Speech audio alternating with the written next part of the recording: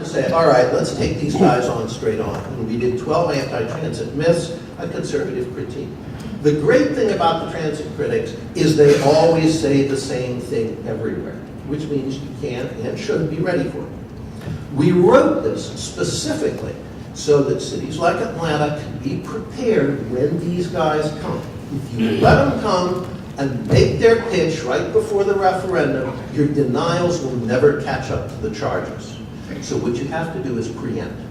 You have to go to your news media before they get here and say, here's what they're going to say, and you can know it because they always say the same things, and here's what's wrong with it. And then the media are primed for bear when they get here, and they run into a buzzsaw.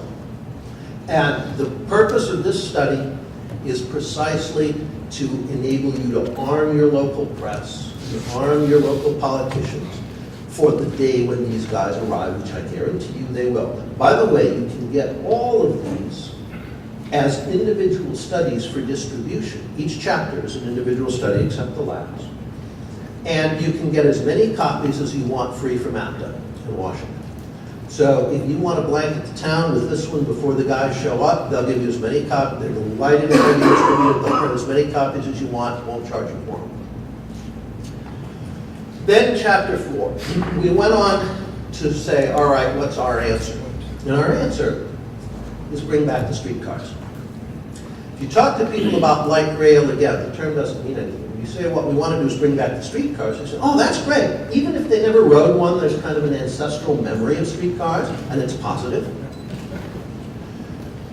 As conservatives, we know that in a great many ways, what our society once had was a great deal better than what it's got now. And one of those things was our wonderful streetcar system. In Atlanta, my home city of Cleveland, I'm old enough to have ridden the streetcars in Cleveland, you could go anywhere, comfortably, conveniently on the streetcar. Many systems had a motto. This should be the motto of every system. Always a car in sight. You didn't have to consult the schedule. You went out to get a streetcar. By the time one you had missed disappears in the distance this way, you see the headlight of the next one coming this way. What could make a system more usable than that? But that was, in fact, the standard of service on a great many of these privately owned, privately operated, tax-paying systems. The key to bringing back the streetcars and much other transit, and here's where conservatives part company with liberals and with industry, is keeping it cheap. The greatest threat to the future of transit in this country, rail transit particularly, is not the libertarian transit unions. It is wildly escalating, absurd costs. So we offer some models here of how to do it right.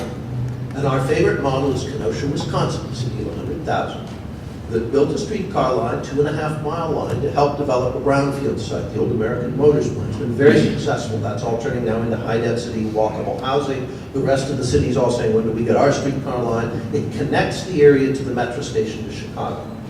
The total system cost, 2.5 miles, track, overhead wire, rehab PCC cars, which are still our favorite, brilliant design, absolutely timeless design. Maintenance facility and so forth was about $6 million. Tucson, Arizona now wants to put in a 2.5-mile system for $180 million. That should be laughed right out of the park. It's absurd. These numbers are ridiculous. We've got to hold costs down, and there is no reason why we can't. Remember, the less it costs per mile, the more we can afford to build. Unfortunately, most of the companies involved in this just say, our interest is making the greatest possible profit of this job and not worry about whether they're killing the golden goose. There is no constituency at the moment for holding costs down. As we get more and more conservatives involved in this, we want to create that constituency. This is how conservatives can differentiate themselves from liberals. Because we could say, just like on defense, we're cheap hawks. So on transit, we want rail transit, but we want it at a reasonable price. Our should cost figures for streetcars, a maximum of $10 million a mile, and for light rail, $20 million.